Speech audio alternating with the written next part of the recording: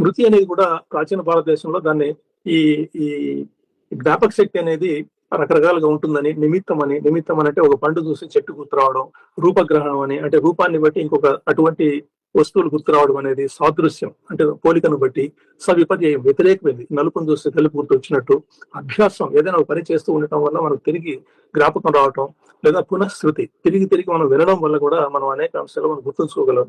తర్వాత సత్వానుబంధం మనకున్న ఆసక్తి వల్ల, మనకున్న ఆ లోతైన ఆసక్తి వల్ల మనకు అనేక అంశాలు వద్దన్నా కూడా గుర్తుంటాయి. దీనివల్ల ఇట్లా ఉంటుంది అని. అదేవిధంగా ఆయుర్వేదంలో వాళ్ళు ధీ, ధృతి, స్మృతి అనే 3 అంశాలు చెప్పారు. ధీ అంటే మెదడుకు ఒక దాని మీద కేంద్రీకరించే ఒక శక్తి ఉంది. ధృతి అంటే ఒక అంశం మీద నుంచి ఇంకో అంశానికి మరలే శక్తి, దాని ధృతి అంటే కదులుతుంది. ఆ విధంగా లేకపోతే మన మెదడు పనిచేయలేదు. మనం ఒక దాని మీద కేంద్రీకరించినప్పుడు దృష్టిని వెంటనే ఇంకొక అంశం మీదకి దృష్టిని మరలుస్తాం. ఈ ధృతి అనేది చాలా అవసరం.